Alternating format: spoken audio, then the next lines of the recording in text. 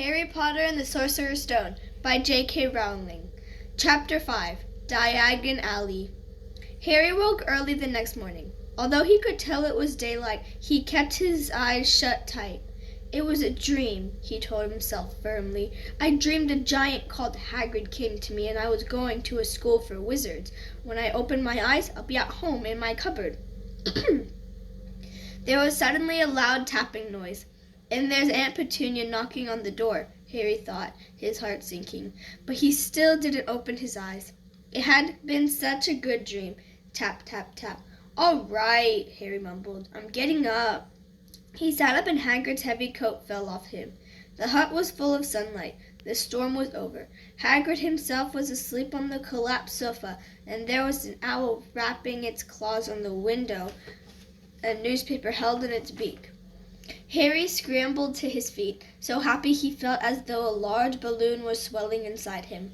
He went straight to the window and jerked it open. The owl swooped in and dropped the newspaper on top of Hagrid, who didn't wake up. The owl then fluttered onto the floor and began to attack Hagrid's coat. Don't do that! Harry tried to wave the owl out of the way, but it snapped its beak fiercely at him and carried on, savaging the coat. Hagrid, said Harry loudly. There's an owl. Pay him. Hagrid grunted into the sofa. What? He wants paying for delivering the paper. Look in the pockets. Hagrid's coat seemed to be made of nothing but pockets. Bunches of keys, slug pellets, balls of string, peppermint humbugs, tea bags. Finally, Harry pulled out a handful of strange-looking coins. Give him 5 nuts, said Harry sleepily. Nuts? The little bronze ones. Harry counted out 5 little bronze coins and the owl held out his leg so Harry could put the money into a small leather pouch tied to it. Then he flew off through the open window. Hagrid yawned loudly, sat up, and stretched. Best be off, Harry. Lots to do today. Gotta get up to London and buy your stuff for school. Harry was turning over the wizard coins and looked at them. He had just thought of something that made him feel as though the happy balloon inside him had got a puncture. Hagrid? Said Hagrid, who was pulling his huge boots. I haven't got any money. And you heard Uncle Vernon last night. He won't pay me to go and learn magic. Don't worry about that, said Hagrid, standing up and scratching his head. Do you think your parents didn't leave you anything? But if their house was destroyed, they didn't keep their gold in the house, boy. Nah, first stop for us is Gringotts. Wizard's Bank. Have a sausage. They're not bad. They're not bad cold. And I wouldn't say no to a bit of your birthday cake neither. Wizards have banks? Just the one, Gringotts, run by goblins. Harry dropped the bit of sausage he was holding. Goblins? Yeah, so you'd be mad to try and rob it. I'll tell you that. Never mess with the goblins, Harry. Gringotts is the safest place in the world for anything you want to keep safe, except maybe Hogwarts. As a matter of fact, I gotta visit Gringotts anyway for Dumbledore. Hogwarts business. Hagrid drew himself up proudly. He usually gets me to do important stuff for him. Fetching you, getting things from Gringotts. Knows he can trust me, see? Got everything? Come on, then. Harry followed Hagrid out on the rock. The sky was quite clear and the sea gleamed in the sunlight. The boat Uncle Vernon had hired was still there, with a lot of water in the bottom after the storm. How did you get here? Harry asked, looking around for another boat. Flew, said Hagrid. Flew? Yeah, but we'll go back in this. Not supposed to use magic now I've got here. They settled down in the boat, Harry still staring at Hagrid, trying to imagine him flying. Seems a shame to row, though, said Hagrid, giving Harry another of his sideways looks. If I was to speed things up a bit, would you not mind not mentioning it at Hogwarts? Of course not, said Harry, eager to see more magic. Hagrid pulled out the pink umbrella again, tapped it twice on the side of the boat, and they sped off toward land. Why would you be mad to try and rob Gringotts? Harry asked. Spells, enchantments, said Hagrid, unfolding his newspaper as he spoke. They say there's Dragon's Garden, the high security vaults, and then you gotta find your way. Gringotts is hundreds of miles under London, see? Deep under the ground. You'd die of hunger trying to get out, even if you did manage to get your hands on some. Harry sat and thought about this while Hagrid read his newspaper, The Daily Prophet.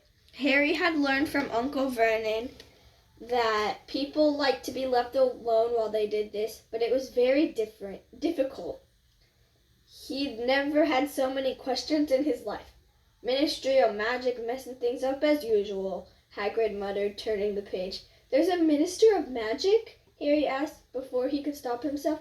Course, said Hagrid. They wanted Dumbledore for minister, of course, but he'd never leave Hogwarts, so old Cornelius Fudge got the job.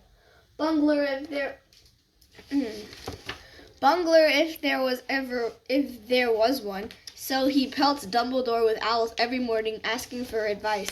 But what does a Ministry of Magic do? Well, their main job is to keep it from the Muggles. That there's still witches and wizards up and down the country. Why? Why? Blimey, Harry. Everyone be waiting magic salute wanted. I'm sorry. Why, blimey, Harry, everyone be wanting magic solutions to their problems? Nah, we're best left alone. At this moment, the boat bumped gently into the harbor wall. Hagrid folded up his newspaper and they clambered up the stone steps onto the street. Passers-by stared a lot at Hagrid as they walked through the little town to the station. Harry couldn't blame them. Not only was Hagrid twice as tall as anyone else, he kept pointing at perfectly ordinary things like parking meters and saying loudly, See that, Harry? Things these muggles dream up, eh? Hagrid, said Harry, panting a bit as he ran to keep up. Did you say that there are dragons at Gringotts? Well, so they say, said Hagrid. Crinky, I'd like a dragon. You'd like one? Wanted one ever since I was a kid. Here we go. They had reached the station. There was a train to London in 5 minutes' time. Hagrid, who didn't understand Muggle money, as he called it, gave the bills to Harry so he could buy their tickets. People stared more than ever on the train. Hagrid took up 2 seats and sat knitting what looked like a canary yellow circus tent. Still got your letter, Harry? He asked as he counted stitches. Harry took the parchment envelope out of his pocket. Good, said Hagrid. There's a list there of everything you need. Harry unfolded a second piece of paper he hadn't noticed the night before and read, Hogwarts School of Witchcraft and Wizardry. Uniform. First-year students will require, number 1, 3 sets of plain work robes, black. Number 2, 1 plain pointed hat, black, for day wear. 3, 1 pair of protective gloves, dragon hide or similar. Number 4, 1 winter cloak, black, silver fastenings. Please note that all pupils' clothes should carry name tags. Course books. All students should have a copy of each of the following. The Standard Book of Spells, Grade 1, by Miranda Goshawk. A History of Magic, by Bathilda Bagshot. Magical Theory, by Adalbert Waffling. A Beginner's Guide to Transfiguration, by Emmerich Switch. 1000 Magical Herbs and Fungi, by Philidaspore. Magical Draughts and Potions, by Arianes Jigger. Fantastic Beasts and Where to Find Them, by Newt Scamander. The Dark Forces, A Guide to Self-Protection, by Quentin Trimble. Other equipment. 1 wand, 1 cauldron, pewter standard size 2. 1 set glass or crystal Phyllis, I think. 1 telescope, 1 set brass scales. Students may also bring an owl or a cat or a toad. Parents are reminded that first years are not allowed their own broomsticks. Can we buy all this in London? Harry wondered aloud. If you know where to look. Not that. If you know where to go, said Hagrid. Harry had never been to London before. Although Hagrid seemed to know where he was going, he was obviously not used to getting there in an ordinary way. He got stuck in the ticket barrier on the underground and complained loudly that the seats were too small and the trains too slow. I don't know how the Muggles manage without magic, he said, as they climbed a broken-down escalator that led to a bustling road lined with shops. Hagrid was so huge that he parted the crowd easily. All Harry had to do was keep close behind him.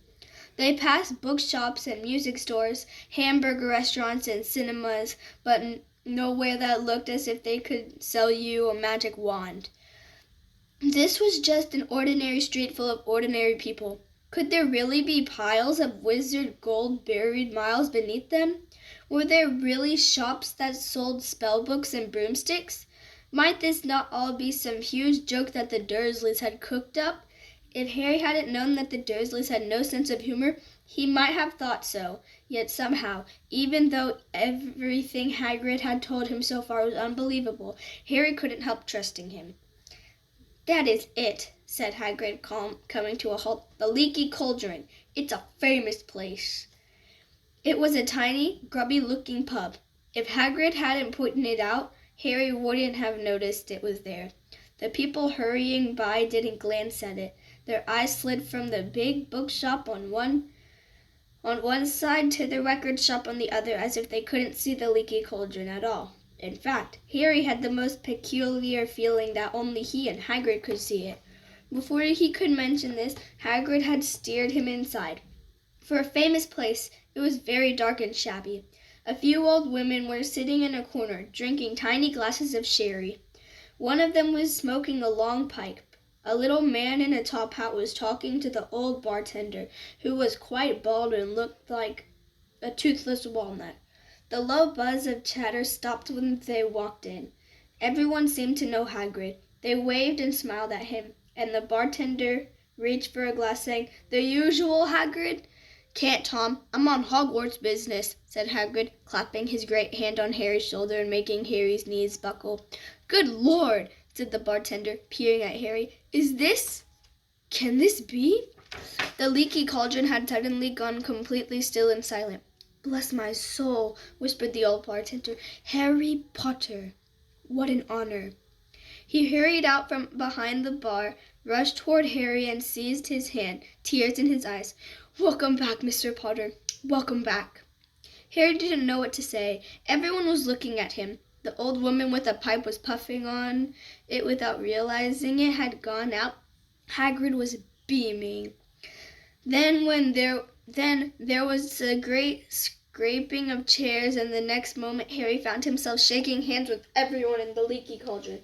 "Doris Crockford, Mr. Potter. Can't believe I'm meeting you at last." "So proud, Mr. Potter. I'm just so proud. Always wanted to shake your hand. I'm all aflutter. Delighted, Mr. Potter. Just can't tell you. Diggle's the name. Daedalus Diggle." "I've seen you before," said Harry, as Daedalus Diggle's top hat fell off in his excitement. "You bowed to me once in a shop." "He remembers!" cried Daedalus Diggle, looking around at everyone. "Did you hear that? He remembers me!" Harry shook hands again and again.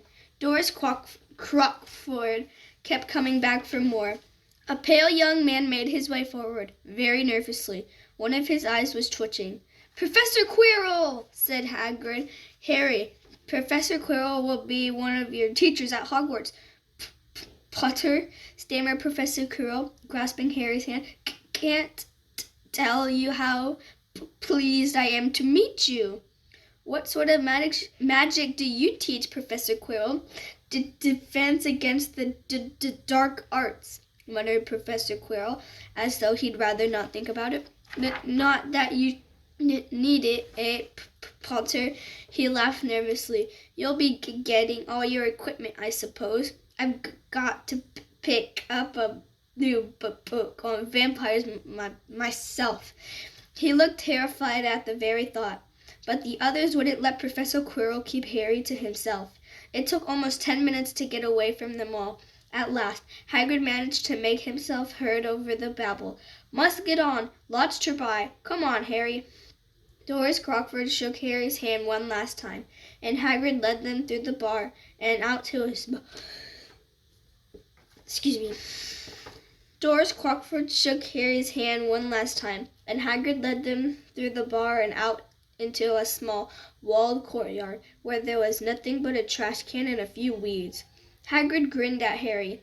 "Told you, didn't I? Told you was famous. Even Professor Quirrell was trembling to meet you.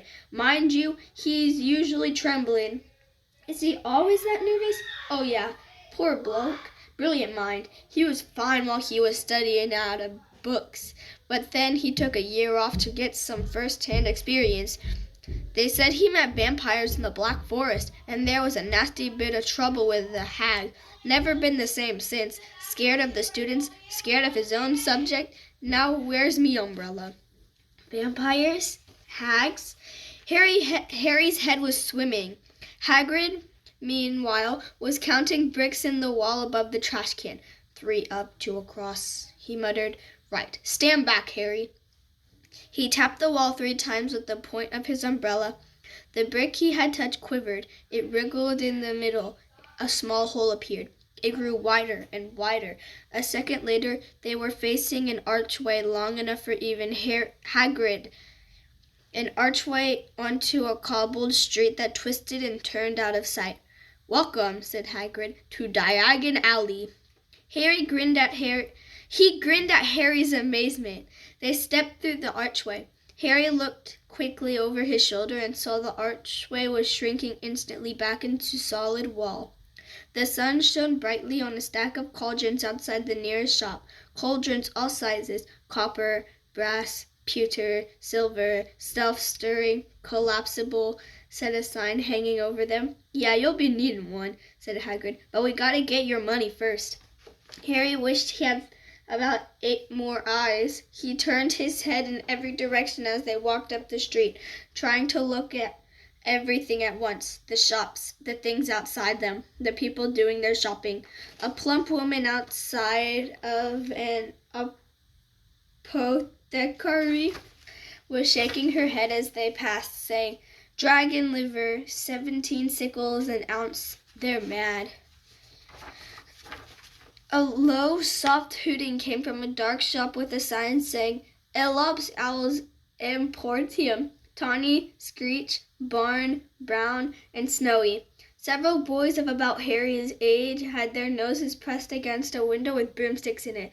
"Look," Harry heard one of them say, "the new Nimbus 2000, fast as ever." There were shops selling robes, shops selling telescopes and strange silver instruments Harry had never seen before, windows stacked with barrels of bat spleens and eel's eyes, tottering piles of spell books, quills, and rolls of parchment, potion bottles, globes of the moon. "Gringotts," said said Hagrid. They had reached a snowy white building that towered over the other little shops. Standing behind its burnished bronze doors, wearing a uniform of scarlet and gold, was, "Yeah, that's a goblin," said Hagrid quietly, as they walked up the white stone steps toward him. The goblin was about a head shorter than Harry. He had a swarthy, clever face, a pointed beard, and Harry noticed very long fingers and feet. He bowed as they walked inside. Now they were facing a second pair of doors, silver this time, with words engraved upon them. "Enter, stranger, but take heed, I think. But take heed of what awaits the sin of greed. For those who take but do not earn must pay most dearly in their turn. So if you seek beneath our floors a treasure that was never yours, thief, you have been warned, beware of finding more than treasure there. Like I said, you'd be mad trying You'll be mad to try to rob it, said Hagrid. A pair of goblins bowed them through the silver doors, and they were in a vast marble hall. About 100 more goblins were sitting on high stools behind a long counter, scribbling in large ledgers, weighing coins and brass scales, examining precious stones through eyeglasses. There were too many doors to count leading off the hall, and yet more goblins were showing people in and out of these. Hagrid and Harry made for the counter. "Morning," said Hagrid to a free goblin. "We've come to take some money out of Mr. Harry Potter's safe." "You have his key, sir?" "Got it here somewhere," said Hagrid, and he started emptying his pockets onto the counter, scattering a handful of moldy dog biscuits over the goblin's book of numbers. The goblin wrinkled its nose. Harry watched the goblin on the right, weighing a pile of rubies as big as glowing coals. "Got it," said Hagrid at last, holding up a tiny golden key. The goblin looked at it closely. "That seems to be in order. And I've also got a letter here from Professor Dumbledore," said Hagrid importantly, throwing out his chest. "It's about the you-know-what in Vault 713.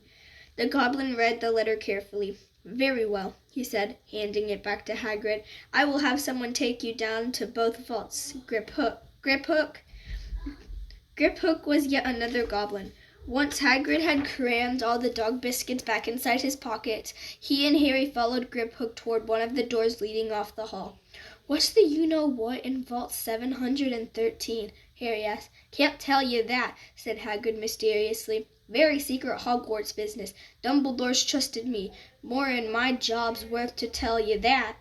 Griphook held the door open for them. Harry, who had expected more marble, was surprised. They were in a narrow stone passageway, lit with flaming torches. It sloped steeply downward, and there were little railway tracks on the floor. Griphook whistled, and a small cart came hurtling up the tracks toward them. They climbed in, Hagrid with some difficulty, and were off. At first they just hurtled through a maze of twisting passages.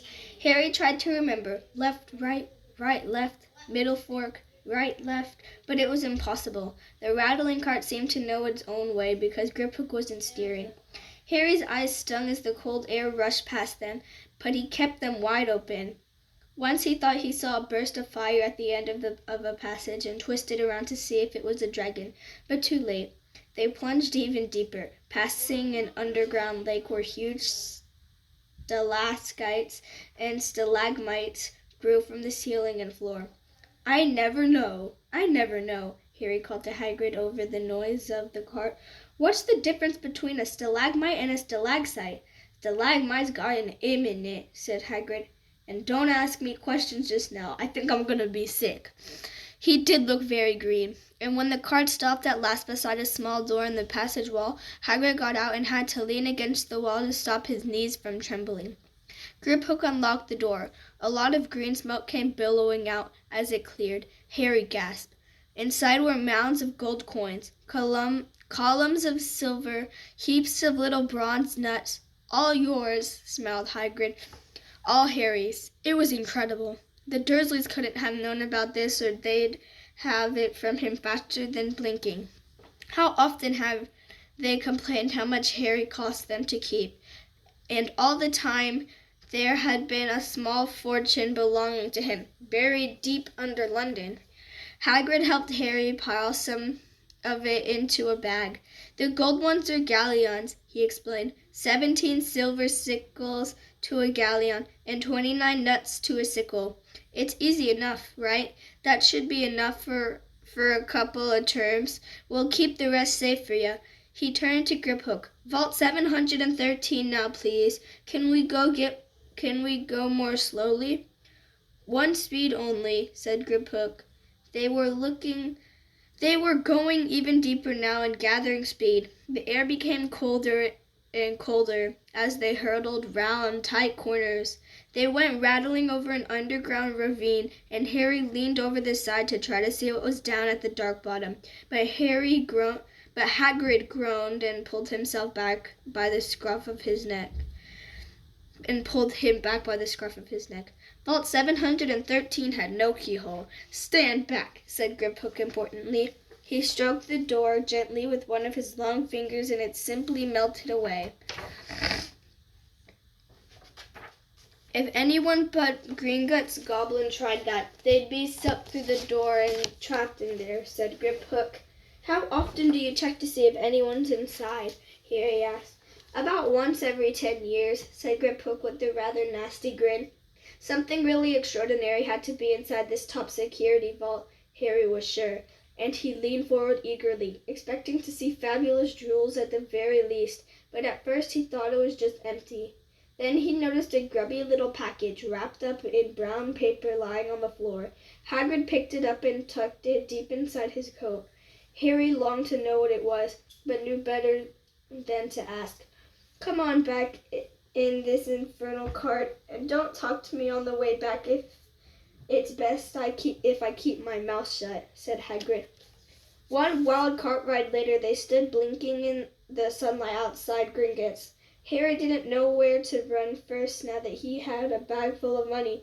He didn't have to know how many galleons there were to a pound to know that he was holding more money than he'd ever had in his whole life. More money than even Dudley had ever had. "Might as well get your uniform," said Hagrid, nodding toward Madame Malkin's robes for all occasions. "Listen, Harry, would you mind if I slipped off for a pick-me-up in the leaky cauldron? I hate them Gringotts carts." He did still look a bit sick, so Harry entered Madame Malkin's shop alone, feeling nervous.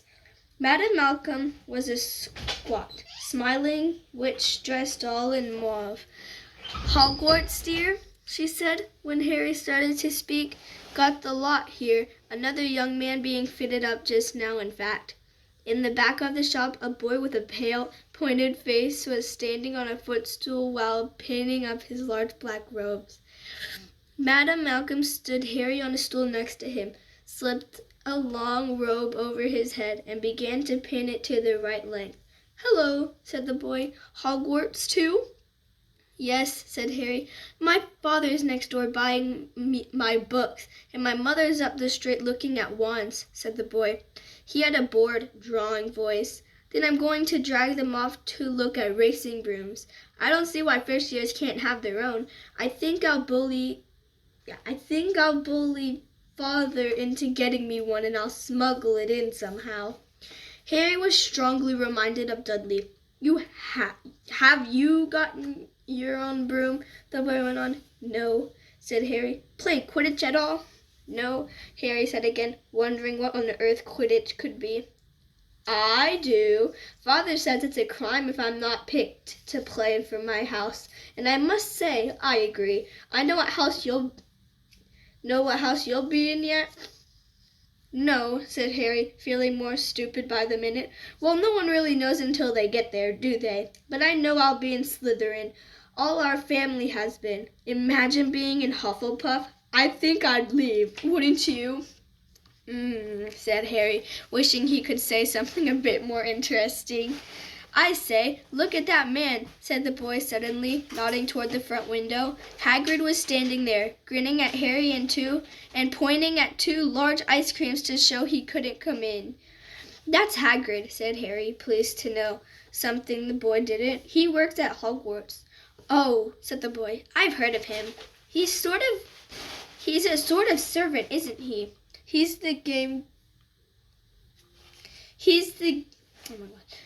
Oh, said the boys.